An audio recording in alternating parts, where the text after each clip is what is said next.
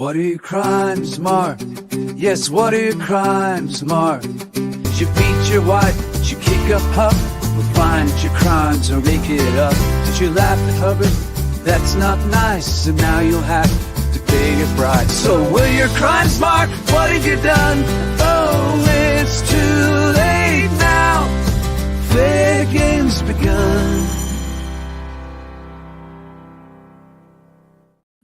It's not my crimes. I feel like I'm being punished for crimes, but it's just the internet connection. It sucks. So I've been trying to get this video up and running, and I've been rebooting equipment. I rebooted the modem, rebooted the computer, kind of did everything I could here to make a better connection, but still it seems to be freezing. And it was giving me trouble downloading 2 of the 3 videos I wanted to play for you tonight. Seemed impossible to download the shorter videos when the long one downloaded just fine. I even tried a third-party software that downloads from YouTube. That said, no, can't do it. So I don't know if there's something wrong with those files, but I'm very worried that this stream is not going to go smoothly. So I may bail on it, and you may too. You may bail. I had something I thought would be fun. Let me go over and see who's here. A bit of connection problems from Kelly, letting everybody know what I just said in a very brief, abbreviated way, because she's good at that. Me, I yammer on. Bridge 1872 is here. So is Lani Collard. Hi to you. John's here. Hello. Kelly's right. Hit the like on the way in. And while you're here, every couple of minutes, just hit that like. Blame it on Florida rain. It has been raining, but I don't think we can blame it on that tonight. It's not raining here. I ran out to the store not too long ago. I was driving out in the rain the other day and taking a passenger over to their home, and luckily we passed through the storm and beat it over to her house. So she had a walker, so she didn't have to get out and walk around in the rain. 49ers fan for life says, I was listening to Joy Vila's interview with Aaron. The way Scientology blames her after she got harassed is pathetic, because you can't be Scientology. I saw a little bit of that myself. I haven't had a chance to watch much of it, but I did see it was on live, and I tuned in for a bit. I've been busy capturing video, editing video, uploading video, all so I can not show you video tonight. But at least there's some action taking place. Listen, each of these videos here, like these are three hours long. I've captured all of the footage on these videos and many more over the weekend. All the raw footage from the LMT years. And I recovered a whole bunch of videos from hard drives, including the footage I was planning to show you today, which is kind of interesting interview with John Raphanello, who was known as the Magic Thetan. I didn't know that until tonight. I had a hard time finding his name because on the video that I had, there's a list of speakers written on a little whiteboard or whatever. And he was John. Okay. Anybody with that name attached to Scientology. And then as I was editing a piece of video tonight, I finally found the introduction of him, where it turned out his name is John Raphanello. And I did a little research after that and found out how beloved he is. Nurse Lori says, good evening all. Good evening to you. Nice to have you here. Amy Says, probably the last time chatting with you for a while. Why is that, Amy? Are you running away? Is it the rain? Is it too much for you? I hope that you don't go for good. Woo woo. Poof 911 says, Joy Vila says that she got in so much trouble when Aaron talked about her because, of course, they want to know what she did to pull it in.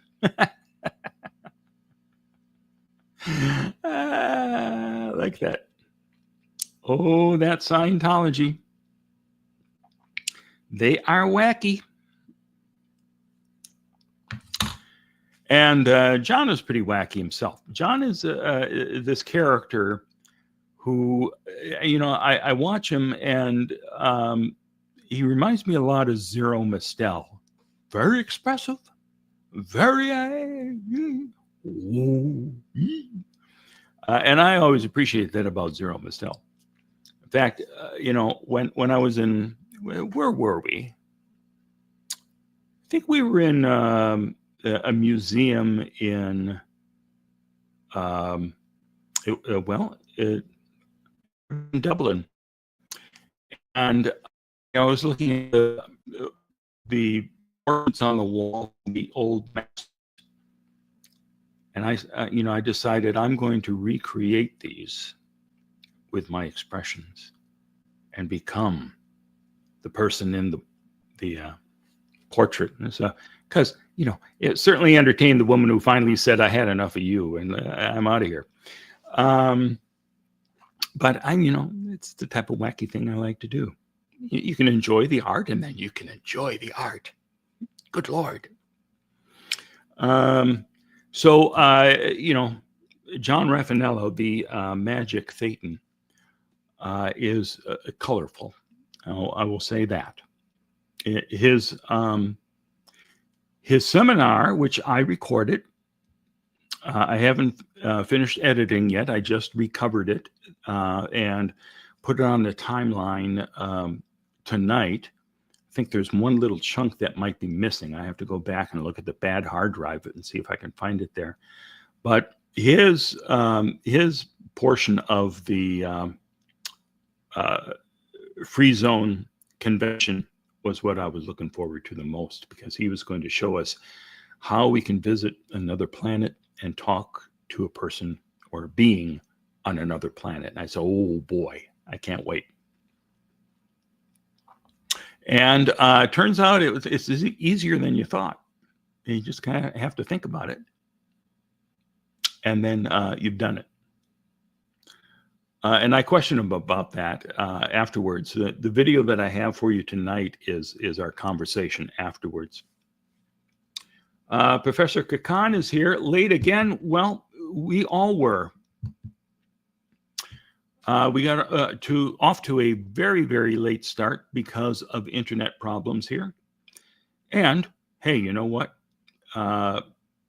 Kelly, who's always the rational one here, she was suggesting, hey, you can get one of those internet boosters and put it on your wish list.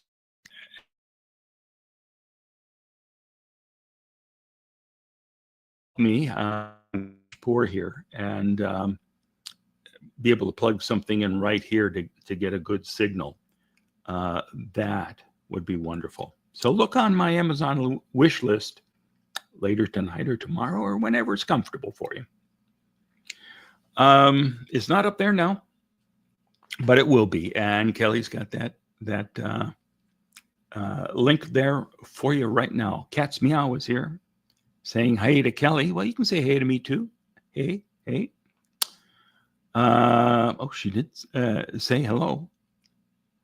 And my cats are not interested in saying hello. They are really just stretched out tonight. It is a sauna in here. I've set up my own Purif because once again, the air conditioning is out in this damn apartment. Hopefully somebody will do something about it tomorrow, but probably not. They'll probably say, got to order another part.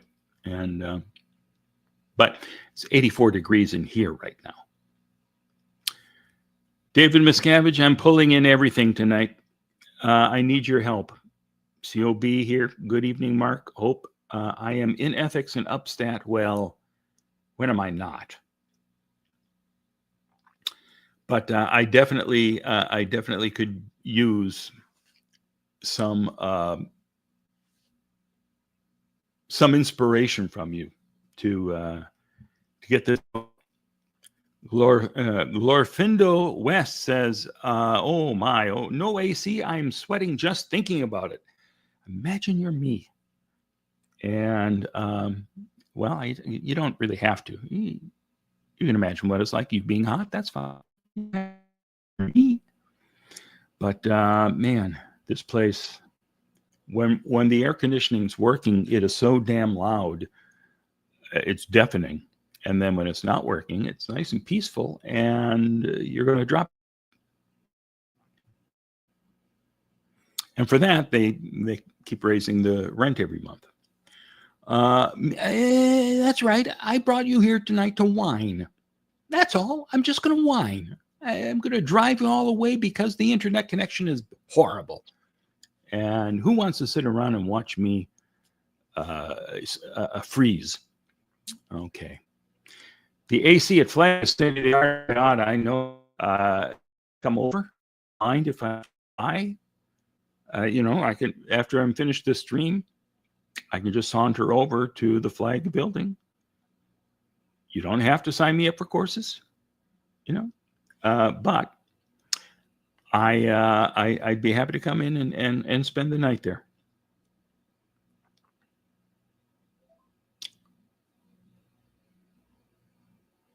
It's amazing that you couldn't hear the AC in the stream. Aaron was always able to. It is very loud, but I'm glad that it's generally not coming through because I was sick of turning it off. Now I don't. Now I wish I could turn it off. Poof 911 says, when you interviewed Brooks, he asked how you started down this path. You mentioned the Lisa McPherson Trust. Was the LMT your first public involvement, or did you have some videos, blogs before that? I did. It was because I had been putting video on the web for a year before the LMT that I got to know Bob and Stacy. I started in 98, I think, putting TV shows online for folks to watch.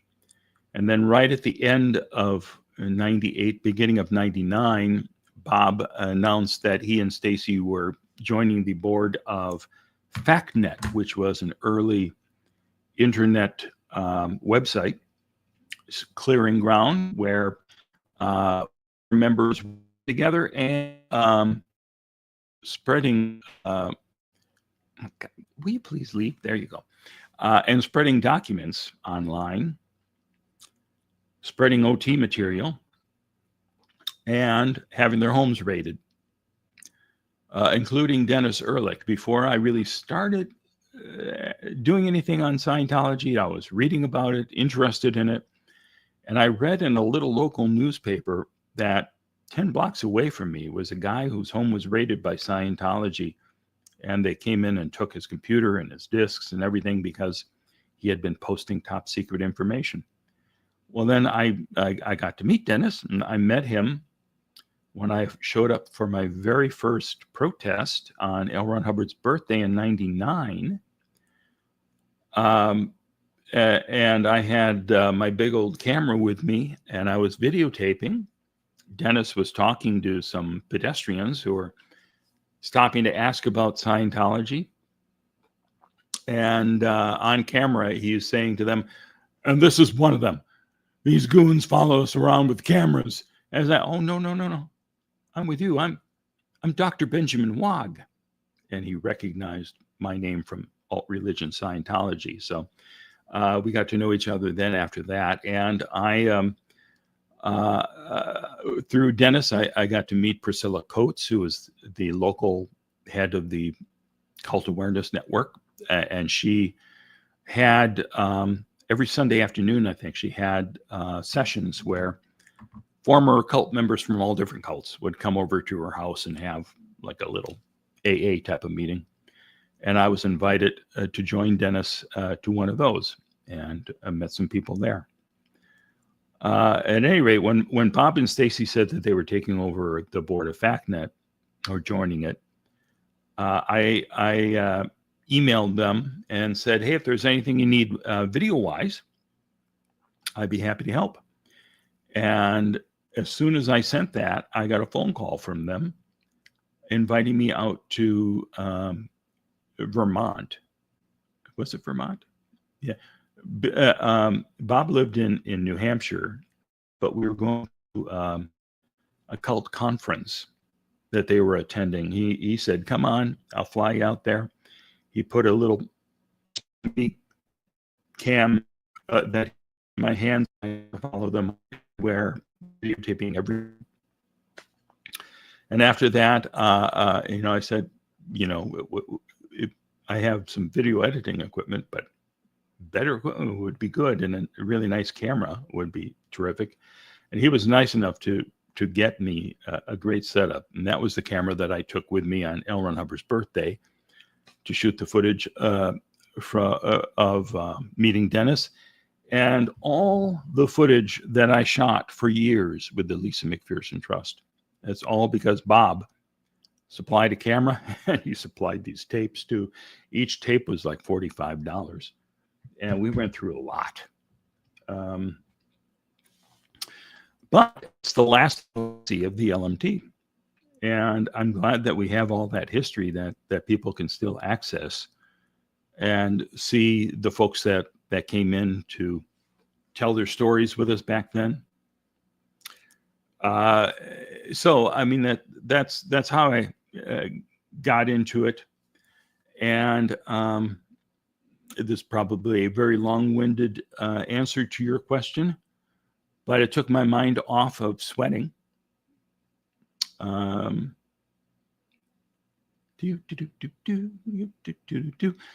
no, I didn't do any blogs before that. I was primarily putting up video that other people shot or TV shows, because I didn't have a camera at that time, not until Bob supplied a camera for me. You could make your room into a sauna and charge Scientologists for a purification rundown. I could. There's nothing like having a steady stream of Scientologists coming into your home. Nothing to worry about there. Everyone is welcome, Mark. You know that, but you have to stay 10 feet away from everyone. Well, David, thanks for the reminder, because I often forget that we all have injunctions, including you. You have to stay 20 feet away from me. In fact, I was looking at some of the footage from all those injunction hearings. I captured a whole hell of a lot of that stuff today. And it is one thing that Scientology tends to forget. When they use the injunction against me, 10 feet, it actually applies to them too, double. They're supposed to stay 20 feet away from any of us at the LMT. And they never seem to be bothered to worry about that. And one of the things, this is what comes with having money. They had an army. Scientology had an army of PIs and people who could serve us with papers to remind us that we are under the injunction. And I've got footage of this team of people waiting to serve everyone who flew in for the Lisa McPherson Memorial one year. And they had just an army of these people with papers to serve on anyone who came close. We didn't have the money to serve them. So all the Scientologists who live and work in Clearwater, they're covered by the injunction. But unless they're all properly served, we can't say, hey, they came within 20 feet of us, which we wouldn't say anyway. But that's the way the system works. Yeah. So, David, if you don't mind, I will be happy to drop by. Make sure I'll stay 10 feet away. Make sure you have everyone there. Stay 20 feet away from me, and I will just wave and yell at the top of my lungs, but nothing suppressive. Simon Bolivar says, "Hey, David Miscavige, you owe all your success to L. Ron reading a fake news book about me." There's a bit of history that I'm not familiar with. Agent Mom's here. Welcome to you. Nice to see you. Daniel Sanders here. Good morning, Mark. It is indeed. Well, it's not morning here yet. I'm not sure where you are, but it's 11:08 in the evening.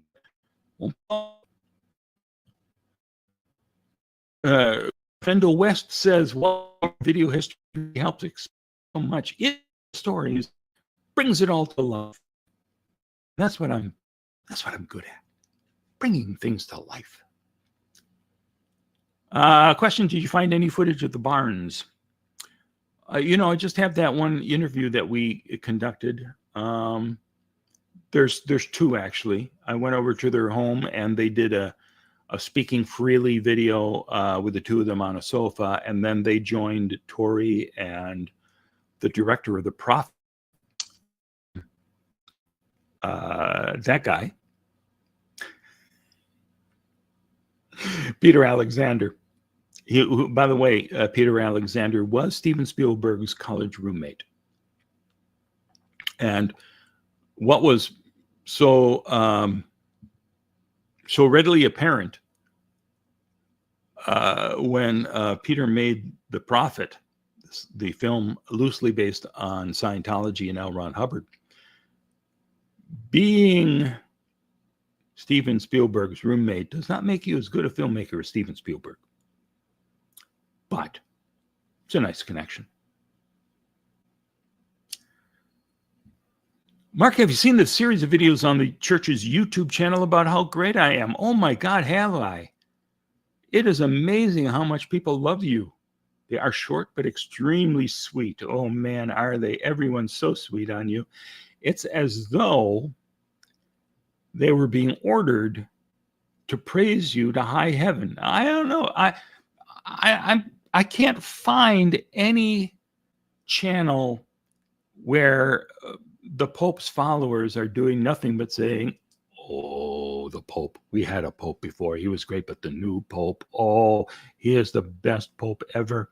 And he's smart and he's lovely and he's a leader. And my God, it is, I'd be a little embarrassed. You know, if there were a series of people, and by God, there should be, if there were a series of people making videos about how amazing I am, I don't think I would start a channel to have everybody upload those and sit back and go, wow, look how great I am. You know, I could do that myself.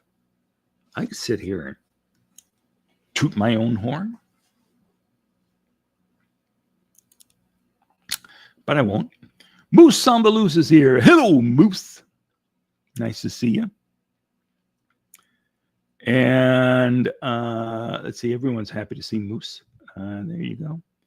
Daniel Sanders says, I'm from Denmark, which explains why it's morning. How's everything in Denmark?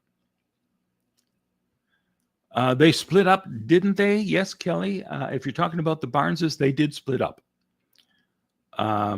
There was a change in lifestyle, and they went their separate ways. And I will leave it at that.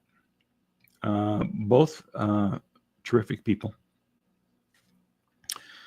In fact, I did hear from Greg Barnes a few years ago, who asked me to come down to, I think he was in Miami, to shoot some more video of him, but I was working at the time and really not able to get away to do it. They stand tall in Denmark? Are you talking about the Scientologists in Denmark? You stand tall. Well, I won't say you stand tall, but Scientologists stand tall wherever they are. It's pretty good over here across the pond. I bet it is. I mean, just look at that lovely home you have. I'm assuming that's your house. You couldn't create an AI image like that. Just fantastic. And bridge, cutting quick on there. Might stand, but just. And I can prove it just by pushing that one more time. See, she loves them. I realized years ago when I was a young actor, and they ask you for your talents, and I would say, well, I can do impressions. And I realized that those impressions are pointless now, for the most part. Well, sure, Bullwinkle is always universal. But Jack Benny was my comic hero. In fact, I did a series of radio commercials as Jack for a local bank when I was on a radio station in Appleton, Wisconsin, the Valley West Bank. And it gave me a chance to recreate like settings and scenes from Jack's radio show, which I loved, including going down to the vault. He had a vault in the basement with alligator moat and all sorts of traps where he kept his money, and an old guy guarding the vault door, Ed. I remember going down there and talking to him, you see. And I said, I'm not doing a good Jack Benny now. It was great back then. But I came down and told them, I'm here to visit my money. And he said, are you making a deposit? No, I'm taking some money out. And you hear him fall to the ground. Gee, I'm sorry, Ed. I should have told you to sit down. Jack had decided he's going to move something over to the Western Bank. So, And W.C. Fields, not a big call for W.C. Fields anymore. There you go. David Miscavige is going shoe shopping tomorrow with Ron DeSanctimonious. Well, you sure have those connections. It is amazing to see how the state attorney general is siding with you, David. It's not surprising, but it's sad. It's sad, I tell you.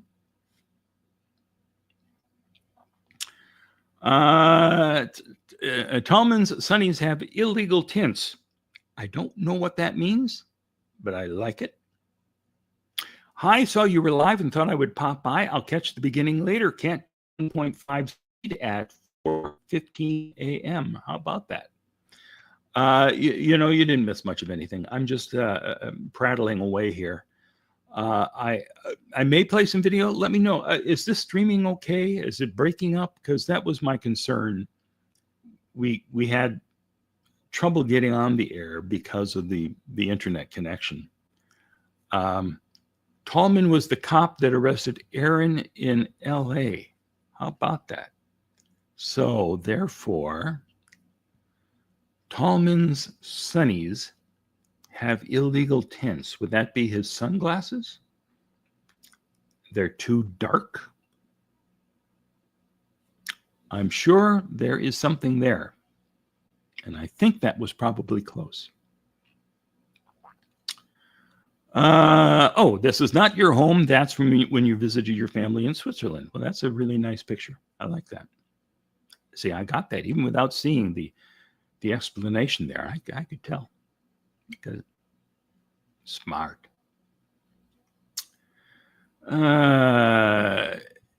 So it's freezing here and there for a few seconds at a time. Boy, I wish it was freezing here.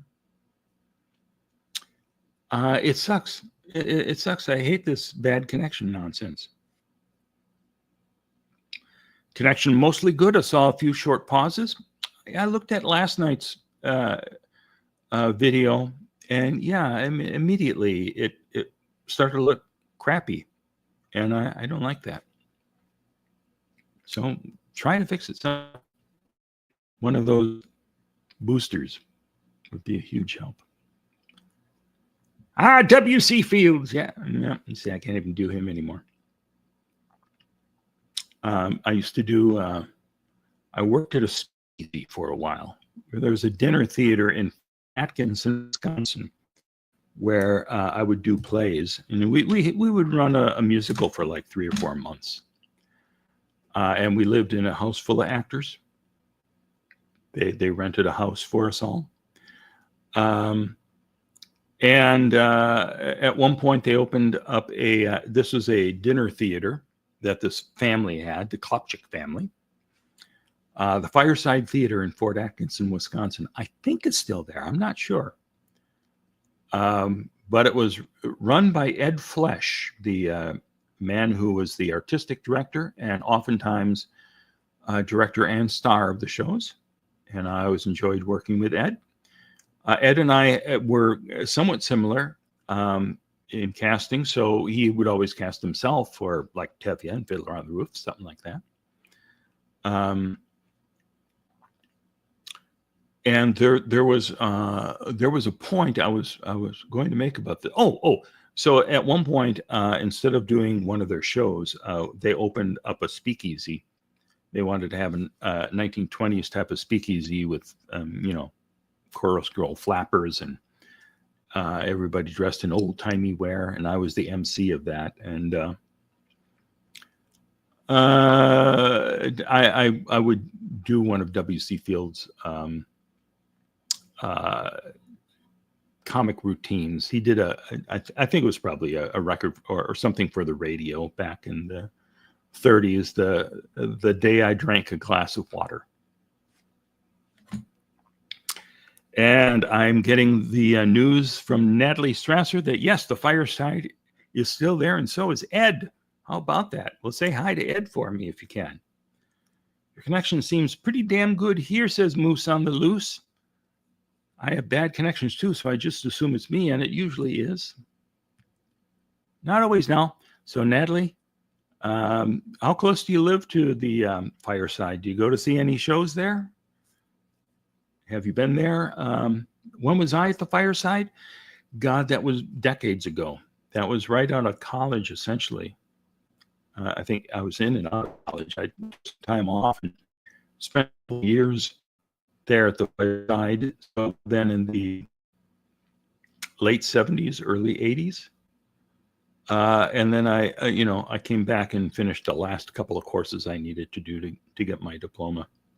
And that's really paid off. But I very much enjoyed working at the Fireside. I did a show with a young woman that I met. We were cast in this Neil Simon play a long time ago, Chapter 2. This was not at the Fireside. This was at just like a country club that had a stage set up to do dinner theater. And I was the male lead. She was the romantic lead in this Neil Simon drama romance. And we clicked immediately. And there was dynamite chemistry there that went over on the stage. The audience could tell, man. The folks behind that show gave out awards, silly awards to people in the show. And we got Best Kiss on stage and off. At any rate, she wanted to work at the Fireside at one point. And she had a run-in with Ed that wasn't the best, apparently. And they were doing South Pacific Um, and I said, okay, well, let's go audition. And I told him, we're a package deal. So, it take us both. If you don't hire her, I'd rather not be in the show. And he said, are you sure? Are you sure? And I said, yeah. And then she and I got married and lived happily ever after.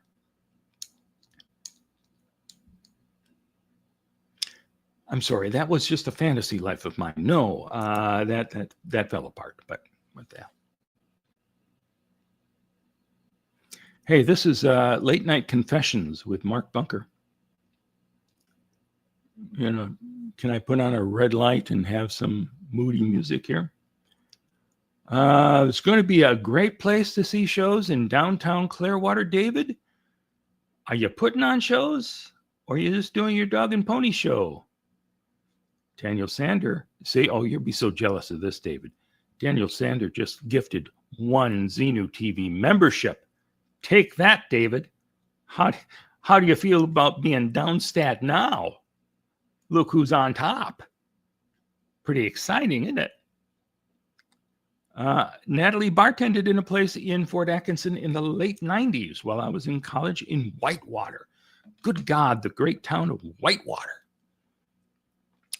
Did I have a friend from Whitewater? I think I did. Whitewater's where the Atkinson is, isn't it? Yeah, it's located in Whitewater, which is the very small town between Madison and Milwaukee. And it was amazing. I assuming that they still have this working for them. But they had a box office there that was so successful. We had buses for every performance that would come in from states away, so not just Wisconsin, but Minnesota, Iowa, Illinois. The place would be packed almost every performance with, seniors. And it was a nice excursion for them. It was nice to have an audience that was there. There are some you show, no one's showing, and it's terrible when the people on stage outnumber the people in the audience. It happens from time to time. You do your best. What was I going to say? But as time went on,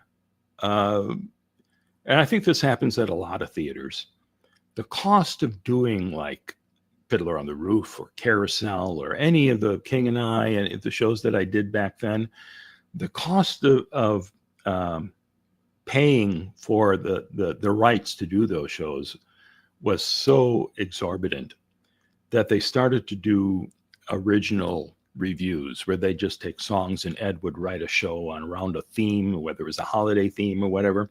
I never really cared for those type of reviews, but I understand why they keep a theater afloat in difficult times. So I didn't do any of those shows.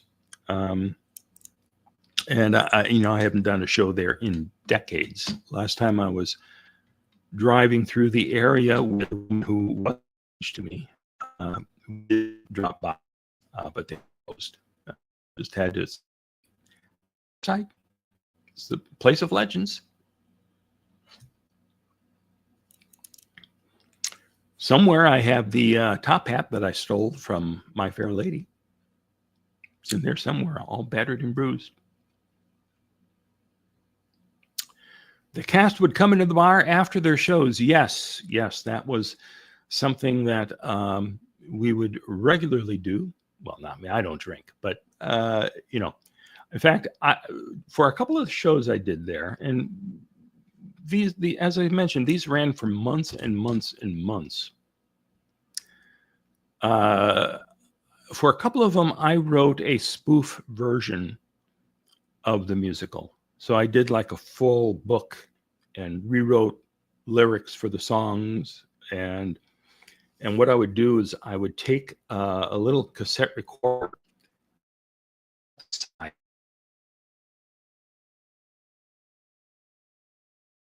actors record their dialogue for the spoof, not knowing exactly what the context was for anything.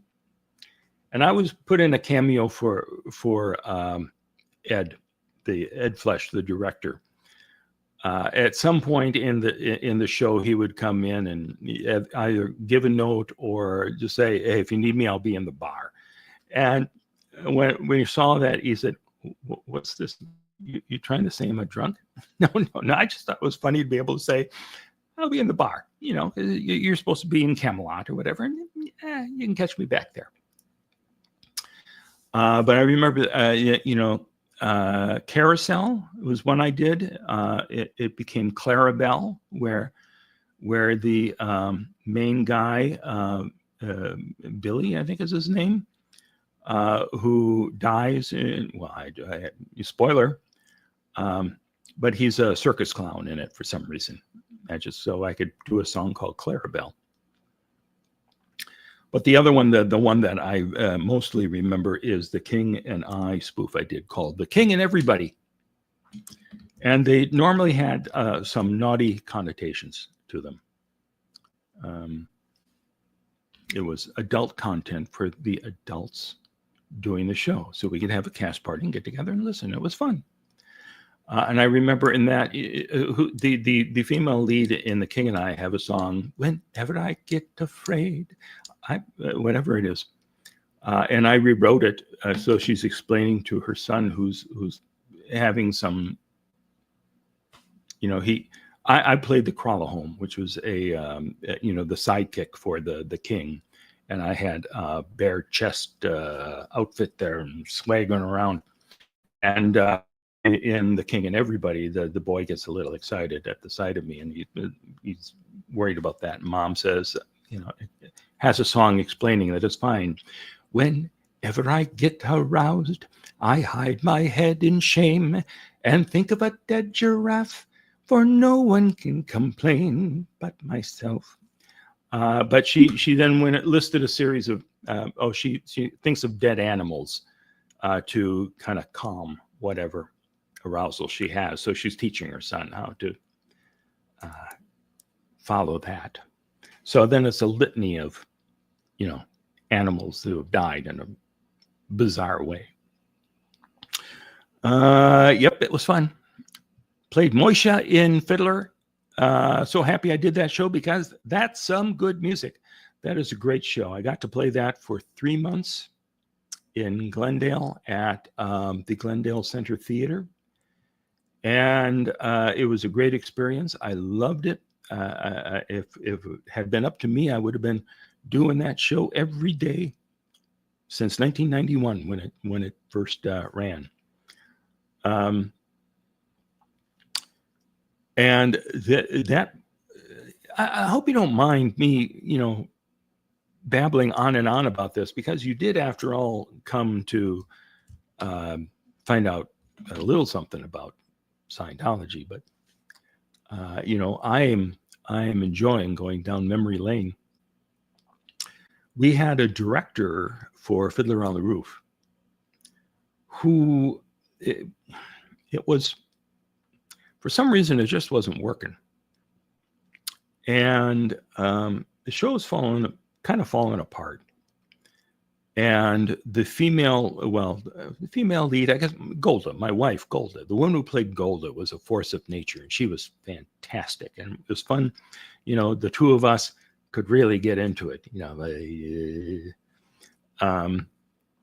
and she quit, and then we had another woman step in and take over the part, but she was more meek and timid, and it kind of threw the relationship off a little bit, at least what I was doing. And then eventually the theater decided 1 week before we opened to fire this director. And they brought in Wheeler. Ellen Wheeler, the Wheeler family was deep involved in this.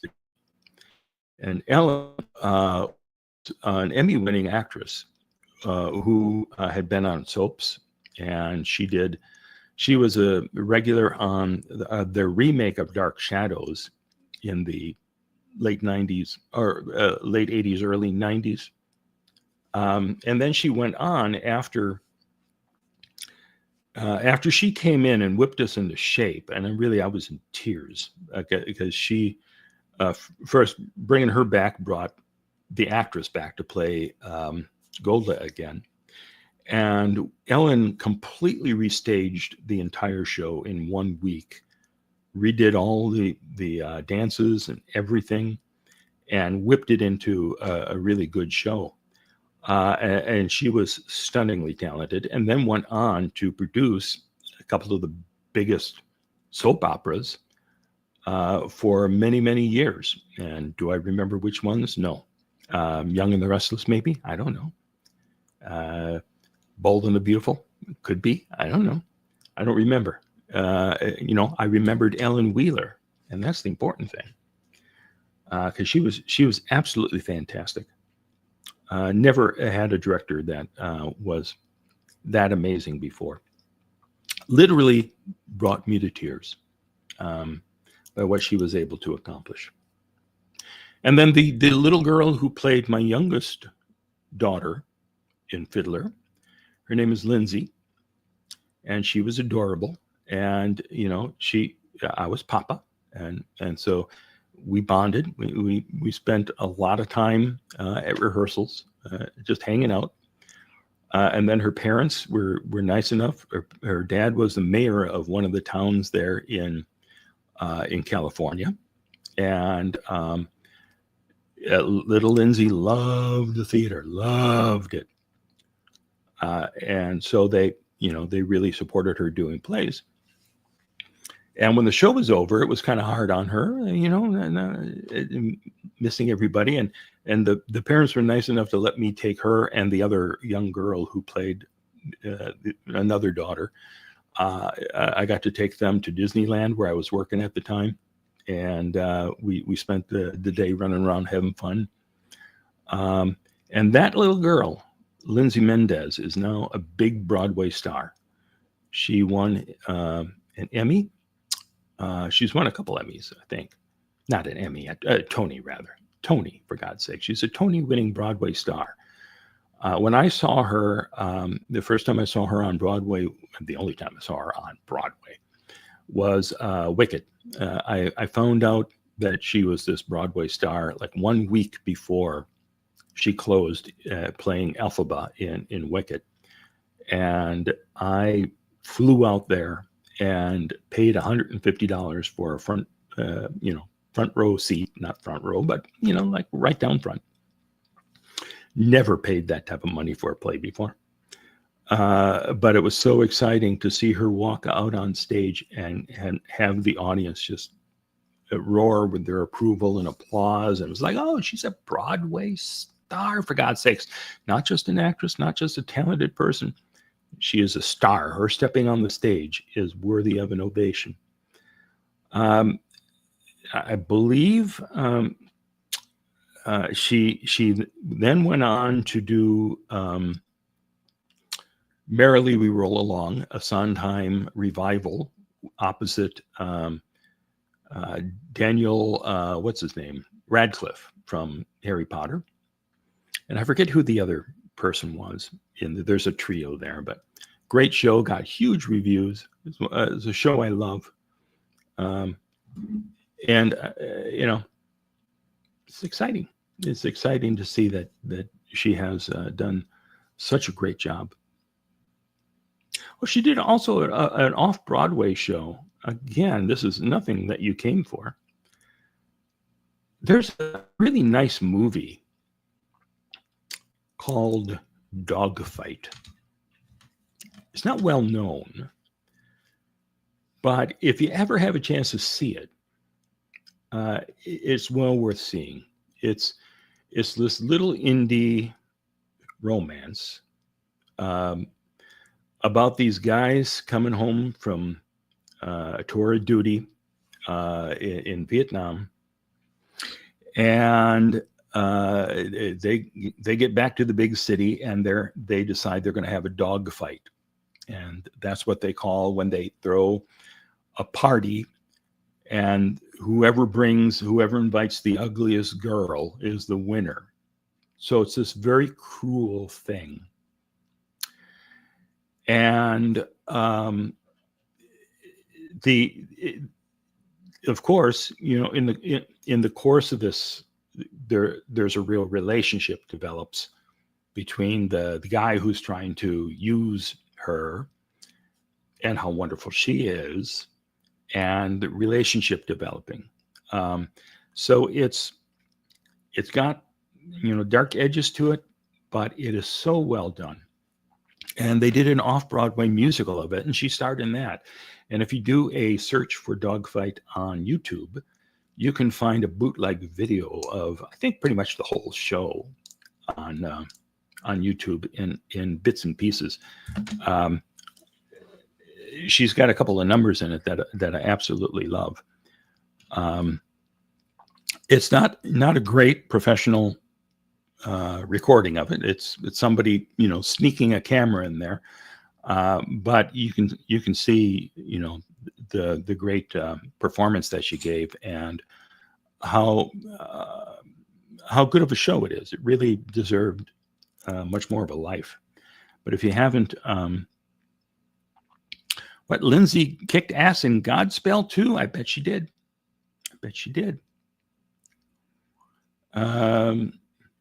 Yeah, a variant of, you got it right here, Simon and Boulevard, variant of Dinner for Schmucks, even though I've never seen Dinner for Schmucks. That came after Dogfight, but the same theory. Favorite musical? My favorite musical? Sweeney Todd, probably. I love Sweeney Todd. Will I ever have a chance to do it? No, I need to do it. I just seen it.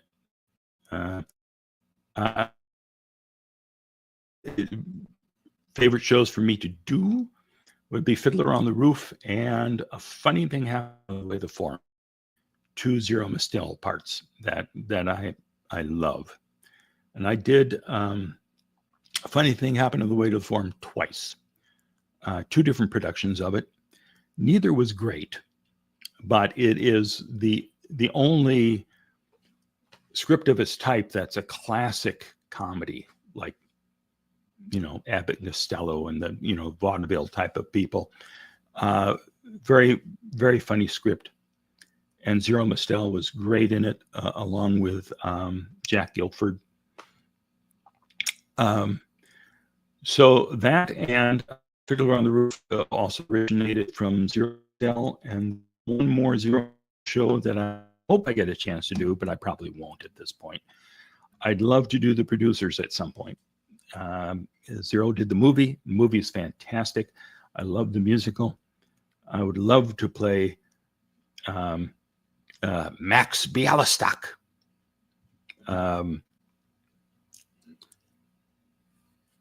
Do I still participate in plays or musicals? I haven't in a while. I did a show a number of years ago here. I did a production of Amadeus in a small part. Just because, and I hadn't been on the stage in 20-some years. So it was interesting. And there was a gal in the and then they told us at the end, we were a little worried because she's a Scientologist. What are you worried about? Like, I wasn't going to be, bringing in a picket sign and taunting her or anything. She was a nice kid. I enjoyed spending time with her, and we had a lot of laughs together. That's the way it should be. But the other thing is, shut up, Mark. Left my ass off. That's my favorite musical too. Are you saying Sweeney Todd? How can it not be? Sweeney Todd is brilliant. Buster Keaton was in the movie of I think happened for him, right? He had this great revival in the late 50s or early 60s where he finally had a chance to get cast. And even though things. He did a lot of like beach blanket bingo type of movies. But at least he was getting hired, because it is shameful that this guy who was a genius had a couple of lost decades where when sound came in, alcoholism took over for him. His voice was not made for sound. And when, he lost all control of his movies when sound came in, essentially. And the studios that he worked for then had him teamed with Jimmy Durante, and it was all talk, and it was all Jimmy Durante talking, and you're not really getting to do what he did beautifully. But of the fact that in the late 50s, I think it was, a local TV station in LA gave Buster Keaton a TV show where he redid his old short films essentially live on TV and recreated a lot of those things. And it was great that he lived to see the love and respect that happened when in the 60s people looked back at Laurel and Hardy and all these great comics and really treasured them. And I don't think that Oliver Hardy died before the big revival. Stan got to see the Laurel and Hardy films on TV, so he knew that people were watching him and loving him, and he was in the phone book, so you could call up. You could look up Stan Laurel in LA and call him, and he would sit and chat with you on the phone. So he knew that people loved him, but a lot of folks did not experience that. Let's see. Let me take a look at the private chat here. I'm going to see if this is it. No. Jet and Ali Tila? No, that's an ad. I don't think that's it. No, it's coming up. I got to sit through a damn ad. An awkward girl with her guitar, featuring Lindy Mendez and Derek Klena. Well, Derek Klena is, he was the lead of Dogfight.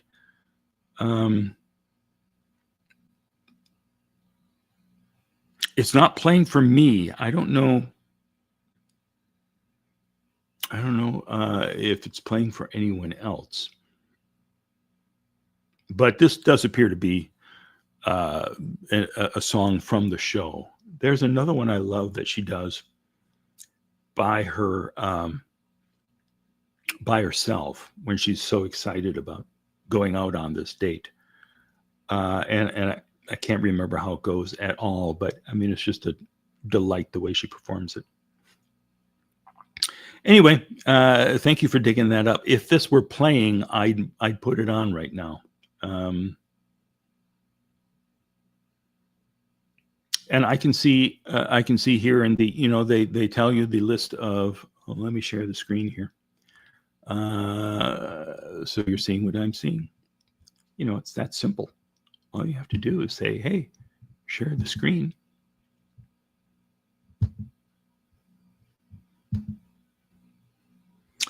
All right. So now modular grills. Oh, this is so exciting. Learn all about modular grills. Oh, there we go.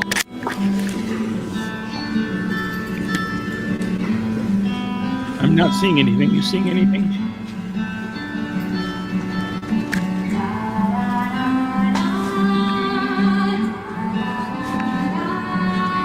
Yeah. Oh, okay. This is the bad photography I was talking about.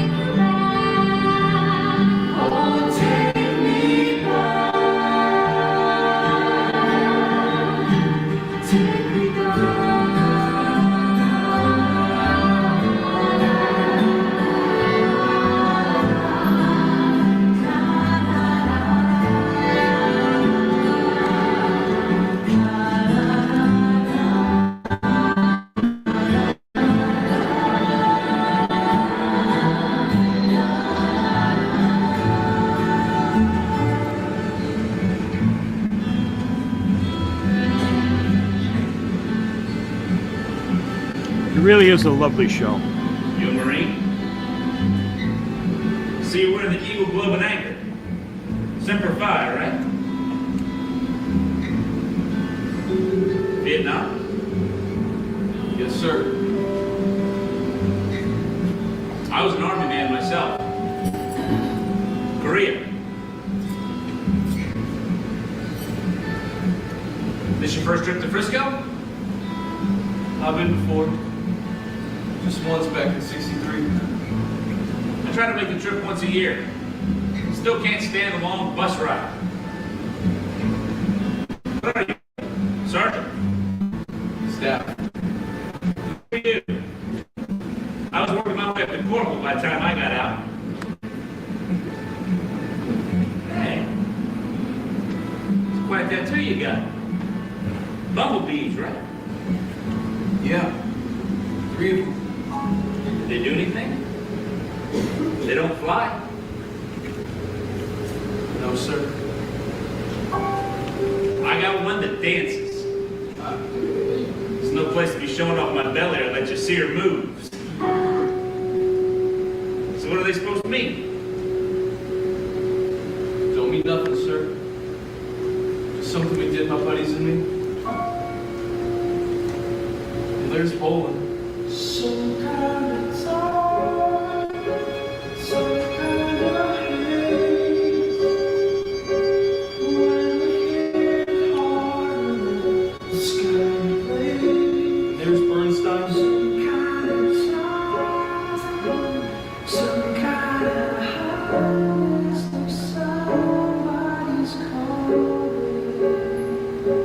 And me, I'm Bird Lace. Oh, I get it. The 3 B's. Some kind of time. I bet your bees can't dance the hula, can they? She's bigger than she used to be, though. That's for sure. Some kind of time.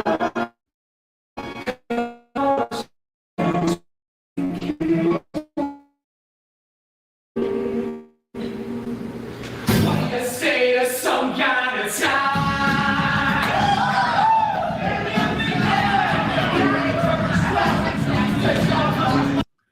Well, we probably can't watch the whole thing. Let me come back here. But it is a really solid show, and it's great that you have to see it all. Check out the other songs that are there, because there's several that feature Lindsay that are spectacular. And if you have a chance to see the movie, I think the director's name is Nancy Savaka. It is a beautiful film with actress that I love, whose name, of course, escapes me. And it's got, if you look for the DVD or Blu-ray, there is a really nice commentary track from the director as well. Oh, good. We got the link for the entire show. Good.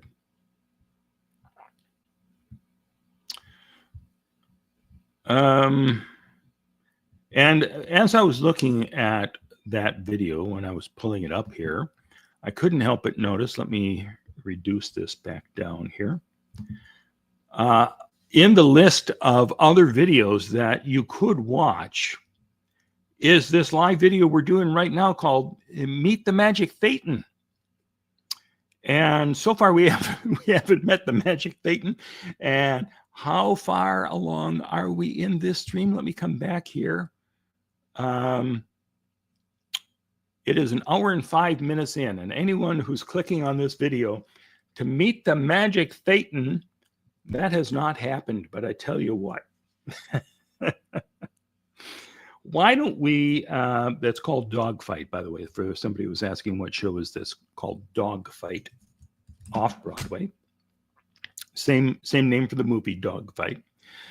Let's just throw this short video in, see if you want to see any more of the Magic Thetan. But I do have one here. Let me go back and share this screen again, because I do have a brief little video of him. This was an outtake of part of an interview that I did. Let me come back here. Come on, where am I? This is part of the interview. This guy was doing this seminar. And this is an outtake because he's wearing this Disney shirt. And this guy was a Disney Imagineer. And I asked him about this in the full interview that I had planned to show. But you'll hear my cameraman say, we better have him change the shirt, something like that. Because if this was going to a movie, having the copyrighted characters there would have to be blurred out or whatever. So we stopped this interview, and he came back and changed into something else where we did the rest of the interview. But let's take a little listen to this just so you can meet the magic Thetan. And it's interesting. He gives a different story here than he does in the longer interview. And I think in the full seminar he does as well. It is different again. Let me pull him up here. Let me go full screen. We're gonna share this other page. This is so smooth. I'm so good at this. I am so good. Let's see.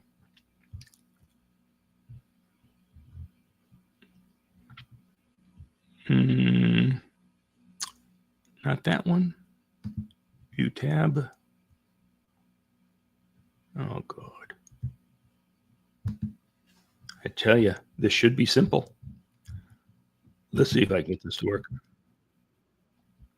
Well, to me, Hubbard was a fellow who had potentially workable processes that would enable you to make life better. You know, it was really simple as that. He had this article, one-page thing called Personal Integrity. And he said that what's true for you is what you've observed for yourself. And if you lose that, you lose everything.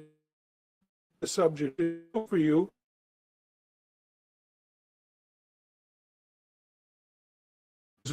A series, they would work or they didn't work. In the old days, when I got in, you would take the tools and you'd see what kind of experience you had. You know, you would take the philosophy and give you a series of processes. He called it processes or drills or exercises that potentially enabled you to have these experiences. I had these incredible experiences. You know, I was 25 years old, hadn't got a real date in my life, and after one application of this stuff, Hollywood models were asking me for dates. Oh, whoa, this is good stuff, you know. Change his shirt. So, you know, that it was kind of like that.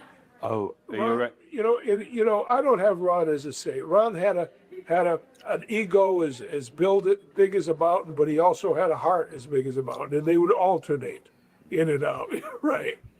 Unfortunately, the church fell into the organized religion trap, you know, which he predicted that it would actually. Tell me about what it was like to Oh, be come with on. Hubbard. Not again. Well, I was trying to stop a commercial coming on. All right. And I'm finding my way back here. Don't you worry.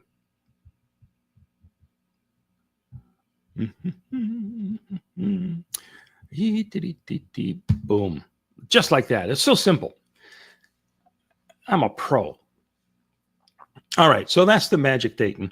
I think you may be able to see a little bit of the Zero Mistel there. So I have a longer interview with him if you're interested in seeing it tonight. And then I have I'll have sometime soon. I'll have the seminar he gave where he will help us all travel to another planet and visit with aliens. He's the magic Thetan, so he can do that for us.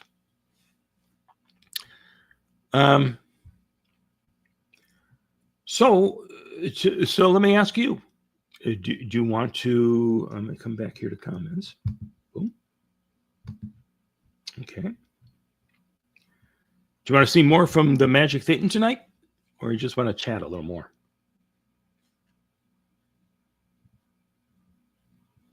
Let's see Magic Thetan. All right, let's do it.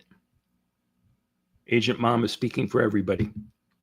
After all, why we are here. Zero Mistel is not Xenu. No, he is not. We want to hear and see LOL. All right. By popular demand, people are saying, shut up, Mark. Play the video. Lily Taylor, thank you. Thank you. That's the gal. Lily Taylor is fantastic. And then she's great in this movie.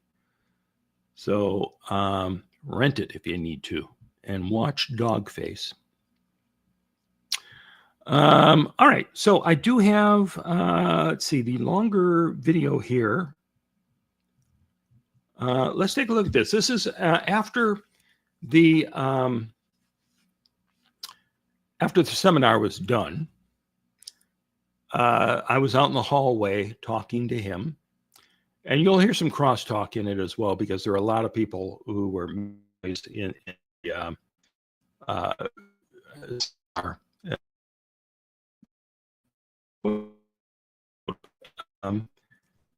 let's meet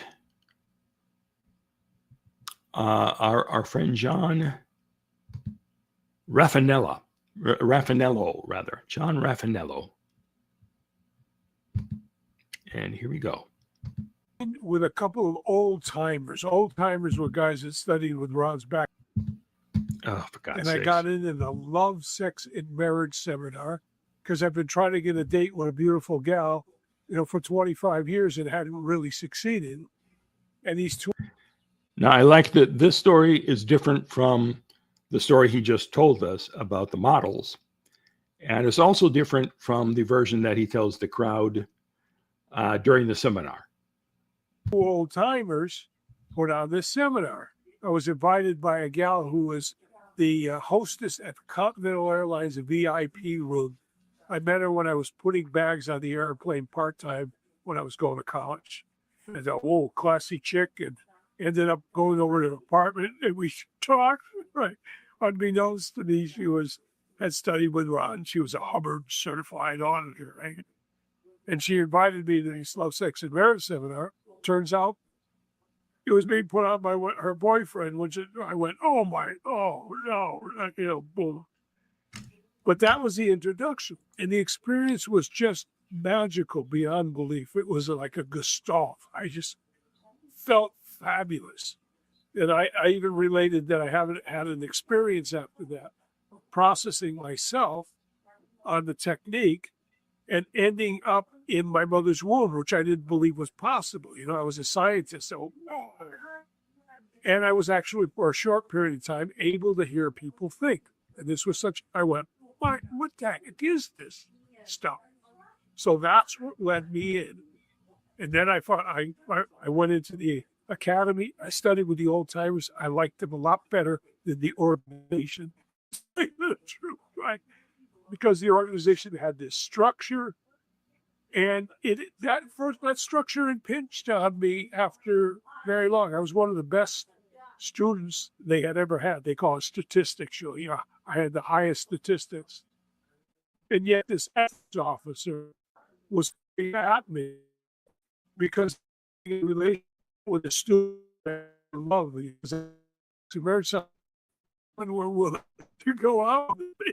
So I was going, whoa, this is great. But he totally misapplied ethics. Ethics was supposed to be the original definition was reason and the contemplation of optimum survival. You're supposed to contemplate how to pull it off. Well, this guy was just scared the crap out of you. It was like, like he's trying to structure you trying to invite you into, you have sinned, and you can't do this, which directly contradictory. I'm free to do anything. But I love the technology. Hubbard was a brilliant. He was a genius. And, he was an old science fiction writer. And I got into the subject reading Stranger in a Strange Land by Robert Heinlein, and that was his, they were roommates at one point. So I literally bought everything that there was. Kept having magical experience while getting at different times attacked by the church. But I didn't really get attacked. I went through all the courses. I had incredible experiences. I went to England and did the briefing course, what he called the briefing course in Sussex. Had amazing experiences, amazing spiritual experiences. And one time I could see spiritually in all directions at the same time, incredible, and I was a Disney Imagineer, who was always offered in the fantasy. I never liked reality that much, So this was wonderful.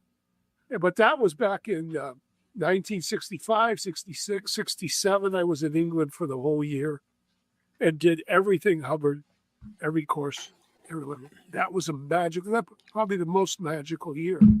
So I went out to apply this stuff. And people would come to me. We'd have a fabulous time, and then I started getting attacked by the organization, like you are not doing it correctly. You are, all of this. So we started to get into the war games with the organization, and I would learn how to handle those so I could slip out of them. Actually, strangely enough, using Ron's technology, I could handle this depression that came down from the organization. Ron said this probably happened. He said organizations tend to be subject to the individual religion trap. And to me, organized religion has 3 lines of promotion. 1, there's something wrong with you. I was born Catholic. You were born with original sin. The second line of promotion is you better get this handled or else. The Catholics go to hell and burn for eternity. The Mormons don't get to be with their loved ones, which might even be worse than burning in hell. And the third line of promotion is we're the only ones that got the answer. Right? So if they could get people to buy into that idea that they can be totally free, that they can have these incredible spiritual experiences, that they can have whatever they want in life, and they buy into it, and they believe that's the only technology that's going to get them, and they're easy to manipulate because they can be afraid to not be able to get the technology, so they could cause them to toe the line. It's much in the same way, that, from my viewpoint, that the bankers of the New World Order run the world. They want you to be afraid. The news is down, right? And when you're afraid, you're easy to control, and they can take away your freedoms gradually and little, and same type of situation. But I kept studying the technology. At one point, I was thrown out, what they call suppressive, what Catholics would call excommunicated from the church. But that was because I refused to handle. For years, I would handle all of the attacks. There were people who were wonderful and horrible and just about in between in the organization.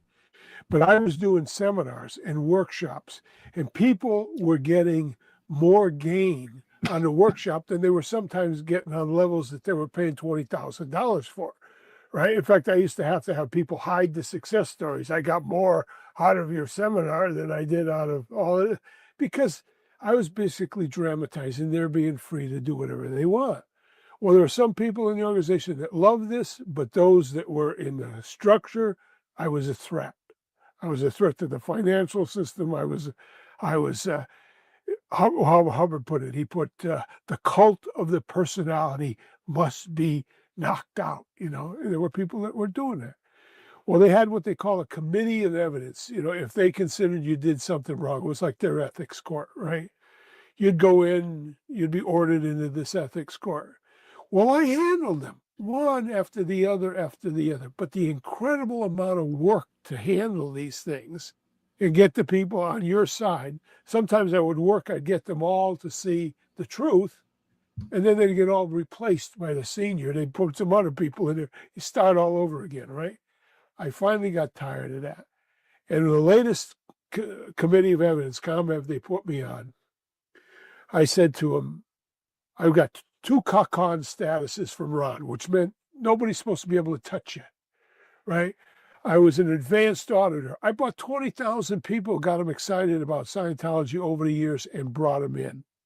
I got 20,000 hours of what they call well done, very well done auditing. I supervised all of Hubbard's courses to record statistics, and they're going to declare me a suppressive, which is the worst kind of person you could ever be. This is a horrible person who attacks people if they try to get better. You know, you got to be kidding.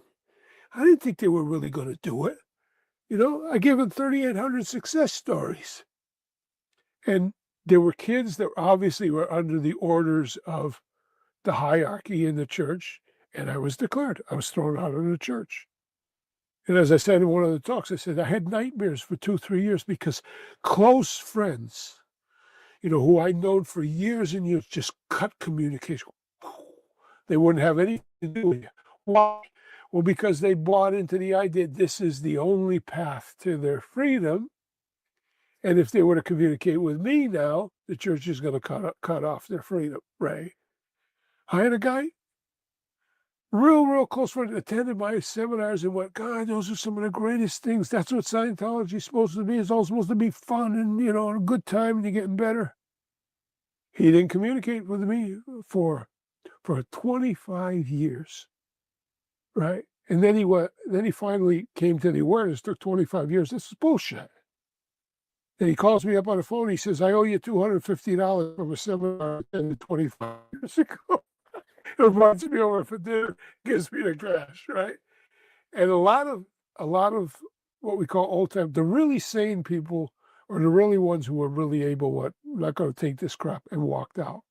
But it was scary to walk out, you know, from your friends and, you know, and your loved ones and your belief that this was really valuable technology. And if you're going to walk out, you don't know if you're going to be able to get it anymore because they told you you're not going to get anything, you know. So that's basically what happened. And after I got, if you want to call it, thrown out, I really didn't have connection with Scientology or Scientologists except for close friends who also got out at the same time for 25 years. This is new, coming back in and being back in the subject.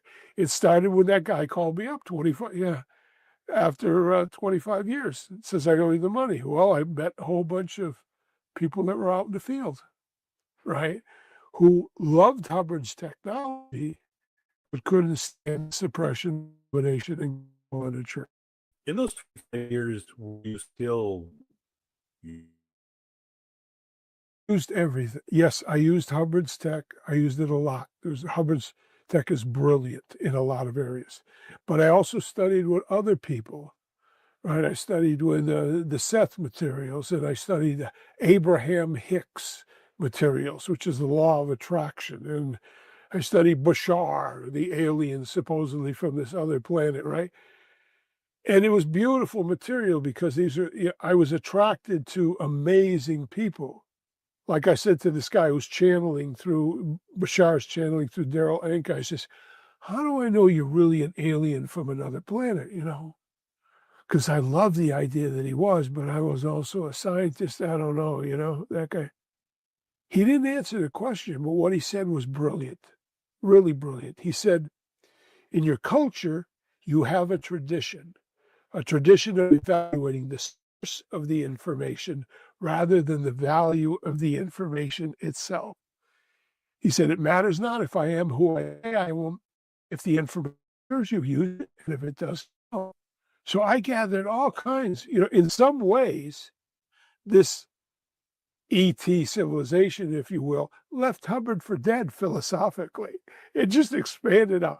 I wouldn't say that to this group, but it did. You know, it's like it expanded. And I eventually learned to have, in my reality, telepathy. I could communicate with these people. Now, to me, the only proof of anything is experiencing it to be true. And I've been called a nut all my life, so you can, you know, believe it or not. But then I started going into communication with Hubbard after he died. And Hubbard went, you know, yeah, there was some crazinesses, and there were parts of my ego that were nuts, you know, when I was alive. And, you know, the organization went into this suppressive insanity, and Like he always said, you know, in one of his lectures, he said, the freedom to leave the game must never be denied. But the church was denying it, right? So anyway, that's his. How are you communicating with Hubbard? Well, basically, if you believe this, right? It started with actual channeling where Daryl Anka, you can go online and see, go Daryl Anka or Bashar.com. Daryl was channeling Bashar, this alien. Bashar was using his body like he used a cellular telephone. And according to him, if you believe it, he said this is the most common method of communication among alien civilizations. They're all telepathic. They've evolved out of language. And he said, what we do is we tune to the signature vibration of a biological entity, right? And in tuning, it's like tuning to a radio station or tuning to a person, and then the information comes through. And that was coming through with Daryl. Daryl just handed over his body. He literally like goes to sleep. He goes here, and this other voice comes through, and this other timbre and resonance, and and right. Well, I developed the ability to do that. As it went on and on and on, I saw the simplicity of it. As a scientist, I checked out their technology from my viewpoint, and it left our technologies for dead because the physics was quite different. My doctorate paper, the doctorate paper I was working on was called Including Consciousness in Our General Theory of Physics. Well, their physics was all based on consciousness, like quantum physics, right? And Bashar would say, I'd ask him, like, how do you teleport your ships? Oh my God, he claims they could do it in space and time. Now I studied all that stuff. I was in astrophysics. I was at the Van Vleck Observatory when I was 14. I always wanted to be able to contact aliens, but I don't know about this, But I just took it at face value. He said that what they do, he says they don't travel.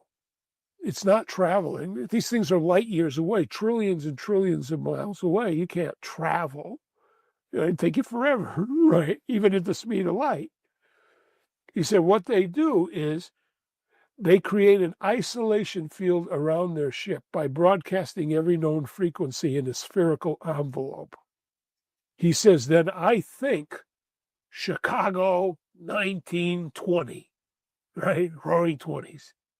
He said the computer takes that thought and causes the molecular structure of everything inside the sphere to vibrate at the carrier frequency of Chicago 1920, including the space itself.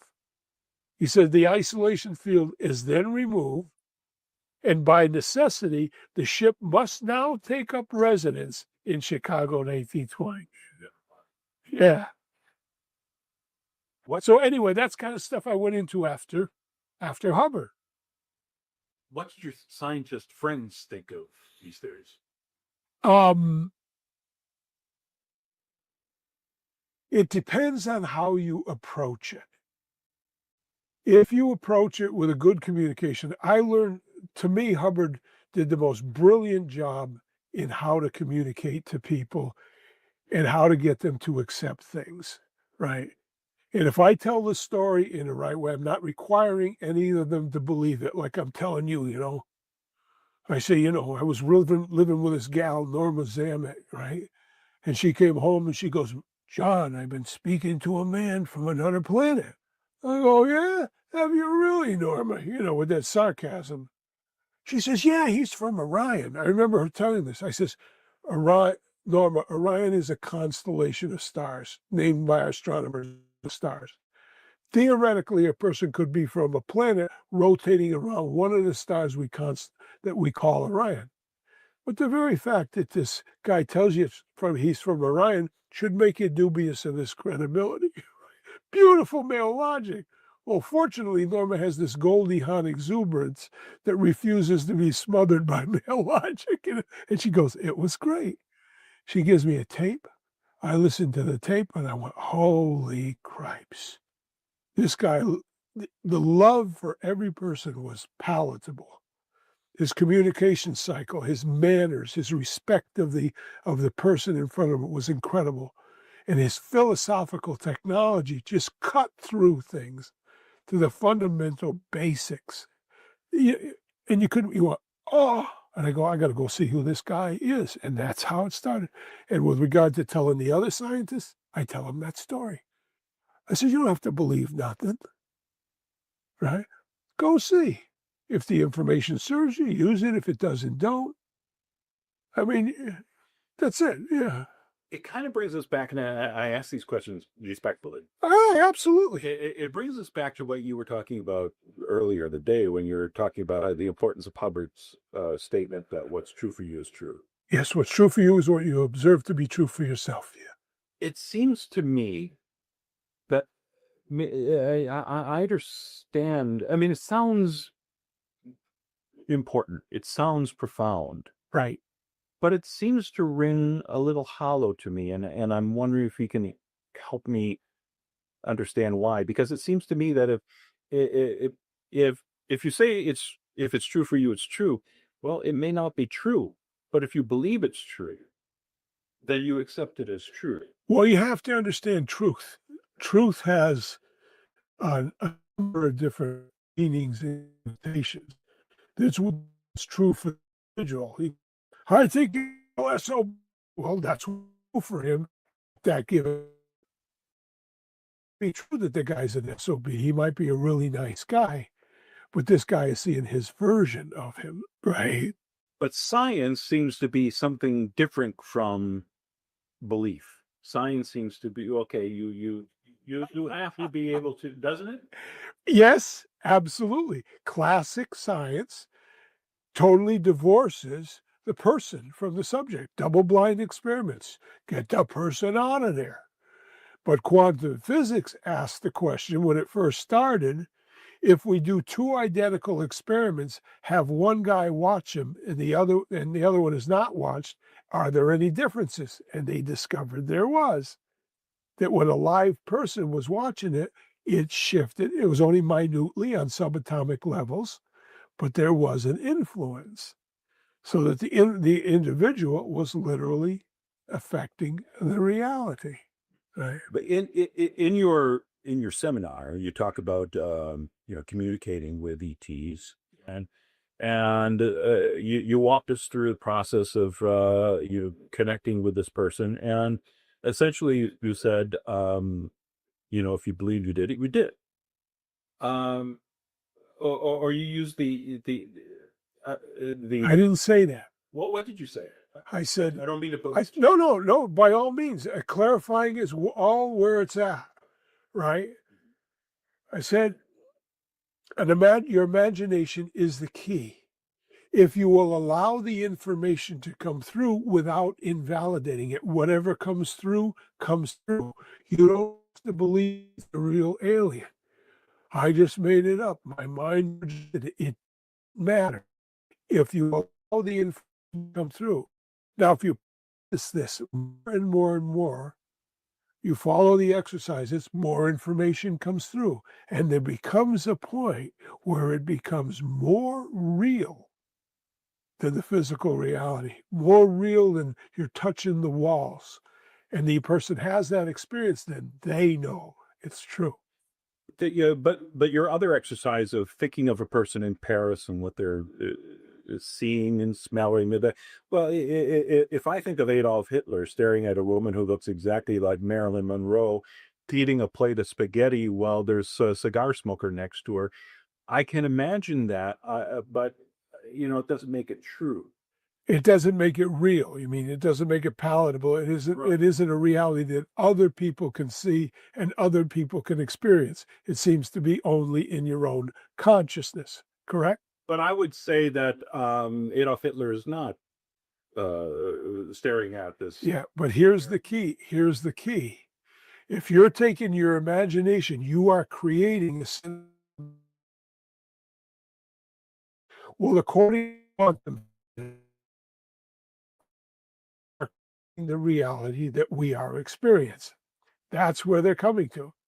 They're arriving at that point. Hubbard said that back in 1951. Metaphysics.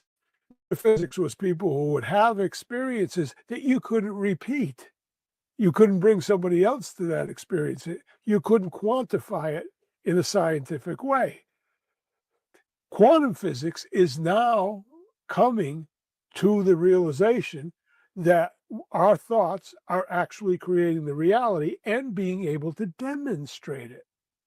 There's a guy in Japan that takes pictures of water, frozen water, that he has put the thought ugly, and the whole crystalline structure of the water changes. But the same water, purified water tap, and calls it beautiful or I love you, and the whole crystalline structure changes. Is there video of this? There is video. There are books out on it. Yeah, but is there somewhere I can look for it on YouTube? Absolutely, absolutely. Unfortunately, I don't remember the name of the book now, but I can get it for you. It's Pictures in Water. Just plug something like that in Google, and it'll start coming. Right. Could I step just one step? Right. Thanks. And again, all these questions are I ask respectful. I want to go back to the point you made of if you use this procedure more and more and more, essentially you'll develop this ability. Right.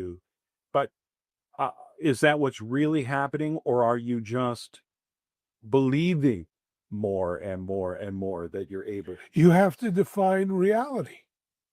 What do you mean by reality? Right. Are you seeing me right now? Yes. Is that real? Yes. Okay. So if in your mind or your spirit you see an image that is just as clear or clearer than you're seeing my body now, is that real? I don't know that I've had that experience. Yeah. If you did, would it be real? I don't know that I could even imagine that.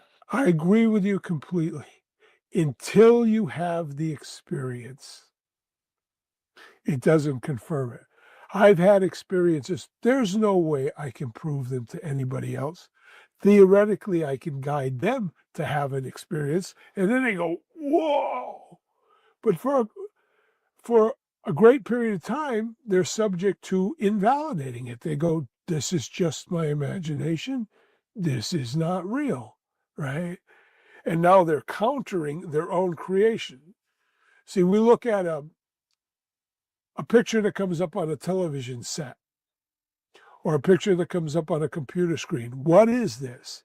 It is a programmed image that is being traced onto the screen, or is exciting, three little dots, and it produces a reality based on the programming.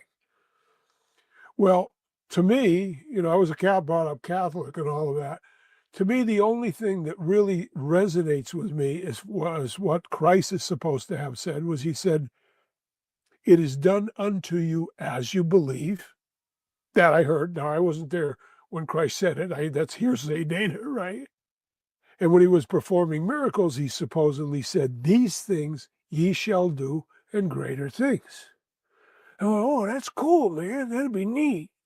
Well, if that premise, that is, it's done unto us as we believe, the belief system, the things we go, this is true, is not, according to quantum physics, the universe is proving that we're right. That's the program. Our belief system is the program, and the quantum field is aligning with the program.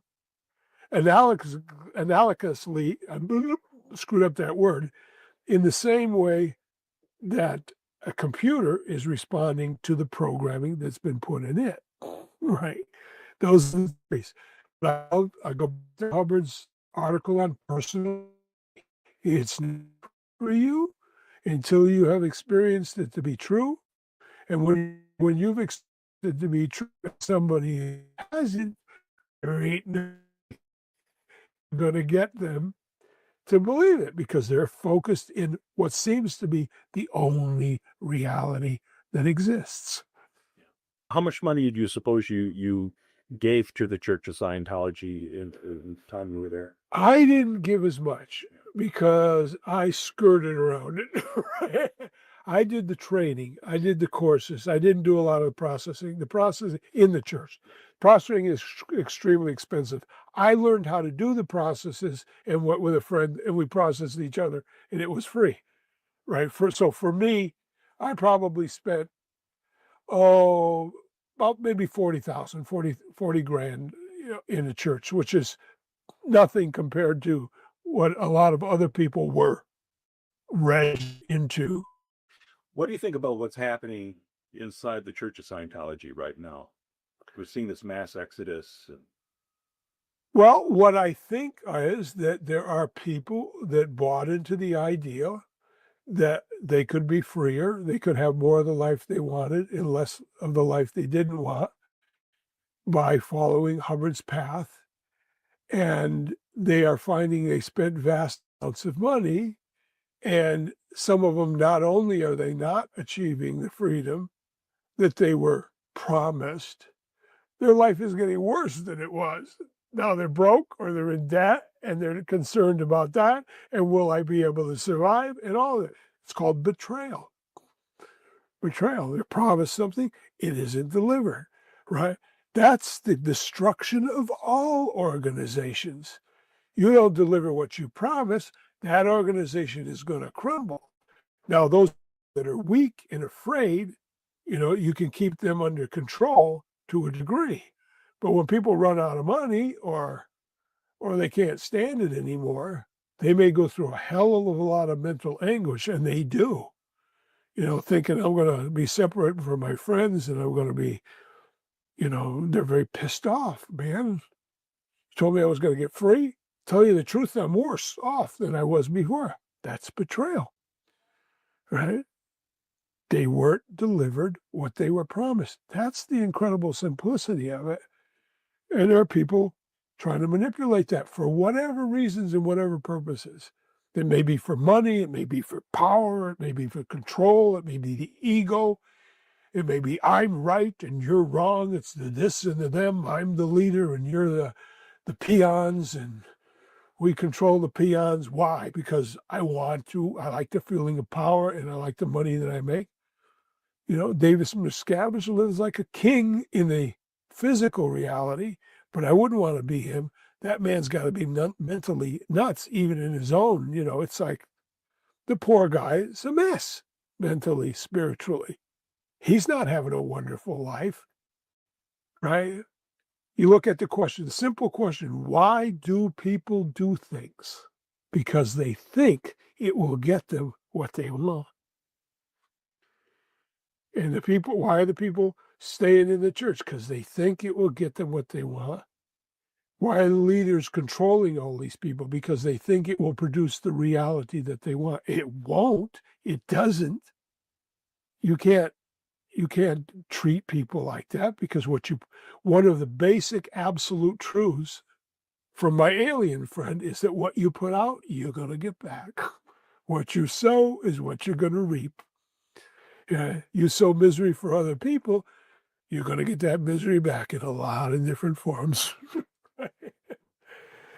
After I got out of church for a long time, I went, how do you get, for instance, the value of Hubbard's technology out to people when the church has now an absolutely horrid reputation? If Scientology, people back away, like they're being attacked by a cobra, and I don't blame them, right? Because they go, whoa, these are nutso people. How do you get out these technologies? And even the odd ones, Chan, this alien, because the general public accept that. It's a small segment of people who are willing to take a look and see how do you get it?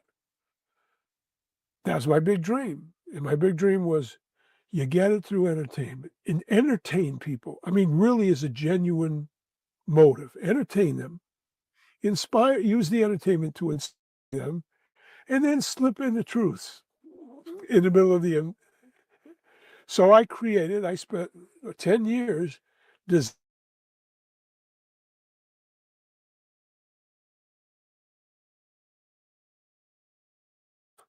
It's billed as a living in to make life wonderful, coupled to all the know-how to pull it off.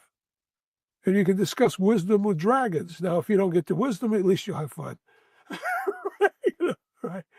All I need to do now is convince Disney to spend $9 billion to build a theme park. And we'll be or anybody out there who wants to hear the game, accelerate our transition toward the kind of world we'd all like to have.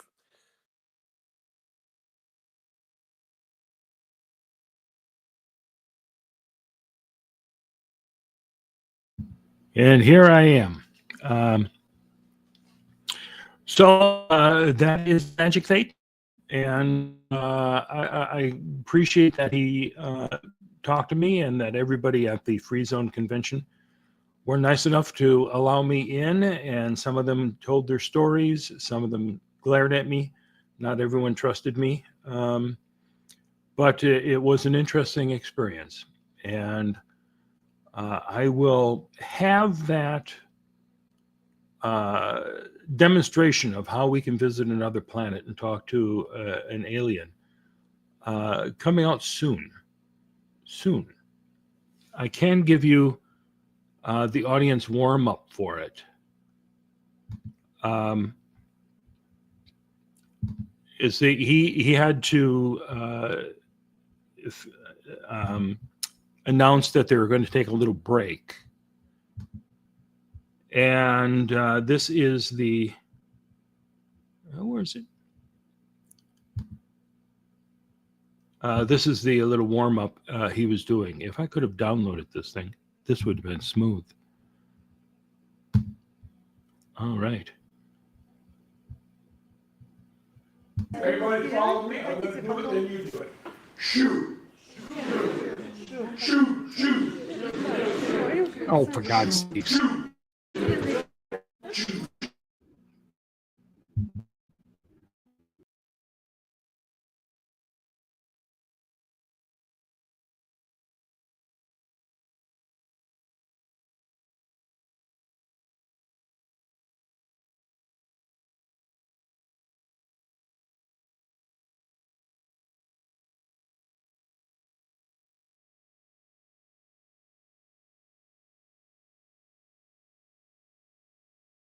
Not here now. But it's coming soon.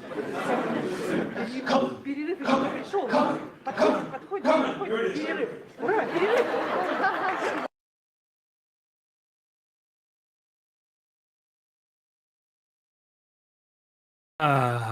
Lordy. Oh, come on. Please. There we go.